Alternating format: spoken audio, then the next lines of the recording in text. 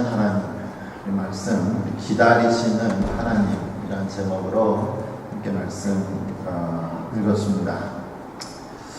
1892년 이제 당시에 뉴욕 시장이었던 마틴 벤 뷰엔인데, 이분이 나중에는 미국의 대통령이 되었습니다. 이분이 당시의 대통령인 앤드류 잭슨 대통령에게 이 경고성 편지를 하나 보내었습니다. 뭐냐 하면 이 편지에서 그는 미래에 제동을 걸어야 한다고 충고를 하고 있습니다. 편지가 1829년 1월 31일에 쓰여졌습니다. 내용은 이렇습니다. 잭슨 대통령 가깝게 이 나라의 운하 시설은 철도로 알려진 새로운 운송기관의 확산에 따라 위협을 갖고 있습니다. 연방정부가 운하를 보존해야 하는 이유는 다음과 같습니다. 첫째, 운하의 선박들이 철도로 대치된다면 심각한 실업 문제가 발생하게 됩니다. 선장, 요리사, 기관사, 정비공, 수리공, 숨은 관리인 등이 생계의 수단을 잃게 될 것입니다. 현재 말에게 먹일 건초를 재배하기 위해 고용되어 있던 수많은 농부들은 말할 것도 없습니다. 둘째, 선박 제조업자들도 고통을 받을 것이며 밧줄, 채찍, 마구 등을 만드는 사람들도 곤란해질 것입니다. 셋째, 운하의 선박은 미국의 안보의 핵심적인 부분입니다. 영국과의 예상된 갈등 속에서 이리호에 있는 이리 운하는 현대전을 수행하는데 필수 보급품을 운송하는 유일한 수단이 될 수 있습니다. 대통령께서도 잘 아시다시피 철도라는 수송기관은 엔진에 의해 시간당 15마일의 어마어마한 속도로 움직이고 있습니다. 이것은 승객들의 안전을 위협하고 괴상한 소리와 함께 증기를 내뿜으며 전국 곳곳을 돌아다니고 있습니다. 또한 농작물에 불을 놓고 가축들을 놀라게 하며 여자들과 아이들을 겁에 질리게 하고 있습니다. 하나님께서는 결코 인간이 그토록 엄청난 속도로 여행하는 것을 의도하지는 않으셨을 것입니다. 마틴 벤 뷰엔 뉴욕 시장. 당시에는 15마일로 달리는 기차가 너무 빨랐고 하나님이 이것을 허락하지 않으실 거다라고 시장 대통령에게 경고성 편지를 썼습니다. 지금은 우리가 웃을 수 있지만 당시로서는 나름대로 시장이, 뉴욕 시장이 나라를 걱정하는 마음에서 편지를 썼습니다. 그런데 이 미래에 대한 잘못된 예측, 당시에는 최선의 것이라고 했지만 결국에 뒤돌아보니까 잘못된 예측들이 200년 전뿐만 아니라 최근에 얼마 전에도 중국에서 있었습니다. 중국이 그러죠. 만약에 세계가 망하면 원자폭탄이든 무슨 폭탄에 의해서 세계가 망했는데 만약에 4사람이 살아나면 그 중에 한 사람은 중국 사람일 것이다 라고 할 정도로 중국은 너무너무 많은 사람이 많아요. 그래서 중국의 정책적으로 무슨 정책을 썼냐면 한 가정에 한 자녀 낳기 운동을 했습니다. 먹을 것은 제한되어 있는데 사람만 많이 나면 안 된다. 그래서 한 자녀 낳기를 시행했죠.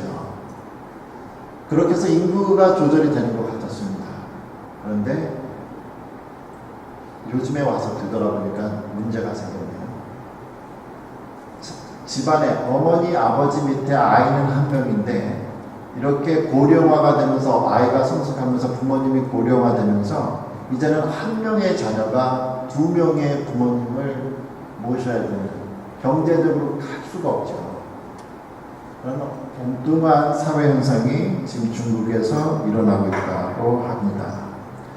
이렇게 미래를 잘못 판단한 사람들, 당시에 어리석은 사람들 아니었습니다. 머리를 모으고 맞대고 나름대로 미래가 이렇게 날 것이다. 그래서 이것은 하면 안 된다. 이렇게 해야 된다. 다른 준비했던 현명한 사람들이었습니다. 그런데 결과는 생각지도 않게 엉뚱하게 나타나죠. 오늘 본문에서 우리는 다가올 미래의 심판에 대해서 글을 읽었습니다. 특별히 3절과 5절에 보니까 예수님의 재림을 부인하는 사람들이 이렇게 이야기를 하고 있습니다. 먼저 이것을 알지니 말세에 조롱하는 자들이 와서 자기의 정욕을 따라 행하며 조롱하여 이르되 주께서 강림하신다는 약속이 어디 있느냐? 조상들이 잔 후로부터 만물이 처음 창조될 때와 같이 그냥 있다 하니 이는 하늘이 옛적부터 있는 것과 땅이 물에서 나와 물로 성립된 것도 하나님의 말씀으로 된 것을 그들이 일부러 잊으려 함이로다. 예수님이 분명히 심판이 있을 것이다. 성경은 언젠가 말씀하시고 언젠간 재림주가 오신다라고 이야기했지만 사람들이 그것을 믿지 않았습니다. 근데 그 믿지 않는 데는 이유가 있습니다. 뭐라고 성경 우리가 읽을 때 뭐라고 말하냐면 천지창조 이후로 그러한 얘기는 많이 있었지만 한 번도 없었다는 거죠. 시간이 이렇게 지났는데 없었다. 왜 그걸 믿고서 두려워하면서 살아야 되냐. 뭐 하고 있습니다. 그런데 이러한 이유에 대해서 8절에 베드로는 하나님의 시간과 사람의 시간의 개념이 다른 것을 이렇게 말씀합니다. 사랑하는 자들아, 주께는 하루가 천년 같고 천년이 하루 같다는 이 한 가지를 잊지 마라. 세월을 오래 사신 분들하고 이제 막 자라는 아이들, 아직 10살도 안 된 아이들하고의 특징은 뭐냐면 연세가 많을수록 어른들이 하시는 말씀은 시간 참 빨리 지나갑니다. 시간 참 빨리 지나갑니다. 그런데 똑같은 시간에 대해서 아직 10살 미만의 아이들은 뭐라고요? 지루해요. 하루가 왜 이렇게 길어요? 하루가 안 간다. 똑같은 시간을 지나는데 어느 분은 되게 빨리 간다. 어느 연령층은 되게 천천히 간다. 왜 그렇습니까? 똑같다. 사람들이 생각하기에는 늦어요. 있기는 심판이 있기는 언제 있어요. 그래도 하나님 보시기엔 그때가 온다 이거죠. 그럼 왜 늦는가에 대해서 9절에서 베드로가 이렇게 이야기를 하고 있습니다. 주의 약속은 어떤 이들이 더디다고 생각하는 것 같이 더딘 것이 아니라 오직 주께서는 너희를 대하여 오래 참으사 아무도 멸망하지 아니하고 다 회개하기에 이르기를 원하시느니라. 심판이 늦어지는 이유는 하나님이 우리를 기다리신다. 회개하고 돌아와라. 그렇게 살면 안 된다. 돌아와라 하고 기다리시기 때문이다 하고 말씀을 하고 있습니다. 아이들을 키우다 보면 아이들이 말을 안 듣죠. 그럴 때 이런 얘기를 자주 할 수 있습니다. 내가 새 칠 때까지 그만둬야 돼. 안 그러면 너 큰일 난다. 그래서 큰 소리로 하죠. 아이가 꼼짝을 안 해요. 갈등합니다. 네가 진짜 안 하나 보자. 큰 소리로 또 합니다. 그런데 애가 꼼짝도 안 해요. 갈등하죠, 부모로서. 셋을 해야 되나? 셋을 했다가 얘가 말 안 들으면 이 부모 체면 어떻게 되나? 셋 안 됐다가 말 안 들었으면 진짜 패야 되나? 여러 가지 갈등을 한단 말이에요. 그러다가 둘 했는데도 안 들을 때 어떻게 해요? 여러분은 어떻게 했는지 모르는데 저는 어떻게 했는가? 이랬습니다. 둘의 반! 이것도 안 되면 둘의 반의 반! 말 안 되니까 때리고 싶은 게 목적이 아니라 말 좀 들어라 이거예요. 하나님이 심판을 늦추시는 것 같은데 이유는 뭐냐? 회개하고 돌아오고 멸망시키고 싶은 게 하나님의 마음이 아니라 회개하고 돌아오기를 하나님 마음에서 그러고 있습니다. 하나님께서 심판을 하시겠다고 하신 그 심판은 반드시 이루어집니다. 우리가 지금 우리의 현 상황이 편하고 좋다고 해서 그리고 그러한 심판이 전혀 옳지 않을 것 같던데 언젠간 오게 되어 있습니다. 그러한 미래에 대해서 바르게 준비하지 못하면 큰 손해를 보게 되죠. 이 한스 핀젤이라는 분이 쓴 이 리더가 저지르기 쉬운 10가지 실수라는 책에 나오는 내용입니다. 이런 표현이 있습니다. 움직이고 있다면 이미 시대에 뒤진 것이다. 한 미래학자의 이 말은 등골을 오싹하게 합니다. 그러나 리더십이 미래를 말하는 것일 때 리더가 저지를 수 있는 최악의 실수는 미래를 두려워하는 것입니다. 손목시계 하면 사람들은 스위스 시계를 생각합니다. 스위스 시계는 바늘로 움직이는 것으로 유명합니다. 그런데 스위스 시계의 시계 제조공이 어느 날 전자시계를 발명했습니다. 불행하게도 그의 성과는 그의 아이디어를 받아들이지 않았습니다.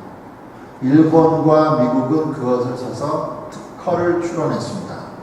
그 결과 85%였던 스위스의 세계 시계시장 점유율은 15%대로 떨어지게 됩니다.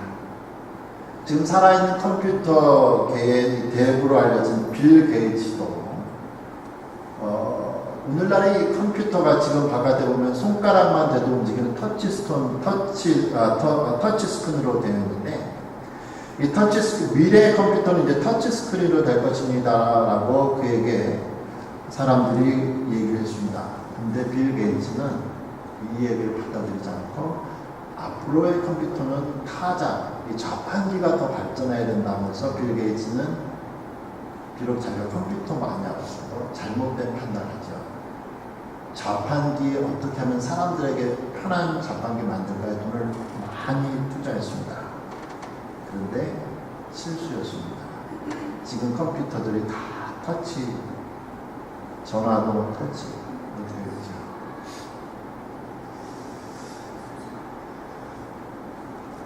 우리가 늦게 올 것이라고 해도 하나님의 시간은 옵니다. 그 시간이 더딘 이유에 대해서 성경은 분명히 말씀하기를 한 사람이라도 더 돌아오도록, 한 사람이라도 더 회개하고 구원을 받도록 라고 이야기를 하고 있습니다. 하나님께서 지금 우리를 이곳에 두신 이유도 우리가 회개할 뿐 아니라 어떻게 하면 그리스도의 복음을 주변에 전하도록 우리를 이곳에 부르셨습니다. 제가 언젠가 인터넷에서 읽은 글인데요. 이런 내용이었습니다. 어느 동네에 나이가 많으신 연로하신 할머니 혼자 살고 계셨습니다. 이 할머니는 매주 한 통의 물을 주문했습니다. 물 배달 오는 사람에게 돈을 주고 그 사람 갔습니다. 그렇게 오랜 시간을 매주 물을 한 통씩 주문하고 받고 돈 주고 받고 이렇게 시간이 지나갔습니다. 그날도 물을 배달하시는 분이 또 갔습니다. 일주일 만에. 문은 열려있는데 할머니가 안 나오거든요. 문을 두드리고 소리를 쳐도 할머니가 계시지 않았습니다. 그래서 혹시나 해서 들어가 보니까 할머니가 벌써 돌아가신 지 오래되신 듯이 쓰러져 계셨습니다. 그런데 그날 물 배달하시는 분이 이상한 것을 그 집에서 발견했습니다. 집 여기저기에 물 따마시지도 않은 수많은 물병들이 가득 방방마다 있었습니다. 할머니는 목이 말라서 물 배달을 한 것이 아니라 혼자 사니까 아무도 방문 자가 없으니까 너무너무 외로워서 물 필요도 없는데 사람에 목말라서 정에 목말라서 그냥 물 배달 오는 사람 얼굴 한번 보고 싶어서 할머니가 물을 주문했습니다. 다 외롭게 살고 있지요. 한국에서는 많은 이제 할머니, 할아버지들 혼자 사시니까 많은 경우에 할머니, 할아버지의 임종을 보는 것은 자녀들이 아니라 대부분은 텔레비전이 할머니, 할아버지의 임종을 본다. 혼자 계시니까 텔레비 보시다가 돌아가시죠. 쓸쓸하게. 우리 이민자도 외롭고 힘든 사람들이고 외로운 사람입니다. 하나님께서 오늘도 우리에게 기회를 주시지요. 너도 외롭겠지만 옆에 있는 사람도 외롭다. 너도 아프겠지만 옆에 있는 사람도 아프다. 너가 외롭다고 느낄 때, 너가 힘들다고 느낄 때 이웃사람 방문하고 초대하고 그러므로 그리스도의 사랑을 전하라. 예수님께서 마태복음 25장 35절, 36절, 40절에 이렇게 말씀합니다. 내가 죽을 때에 너희가 먹을 것을 주었고 목마를 때에 마시게 하였고 나그네 되었을 때에 영접하였고 헐벗었을 때에 옷을 입혔고 병들었을 때에 돌보았고 옥에 갇혔을 때에 와서 보았느니라. 내가 진실로 너희에게 이르노니 너희가 여기 내 형제 중에 지극히 작은 자 하나에게 한 것이 곧 내게 한 것이니라. 우리가 톨리도 지역에 있습니다. 우리 톨리도 지역에 있는 영혼 가운데 우리의 관심과 사랑이 필요한 영혼은 없는가 생각해 봅니다. 아이들 키울 때 저희 어머니 80 넘으신 거 계시니 그러죠. 야, 애 키울 때 힘들지? 나 어머니 그래요. 그래도 그때가 행복한 거야. 집에 애들이 말썽 부리고 집에 있을 때 그게 행복한 거야. 이제 속으로 그래요. 어머니 한번 키워보세요.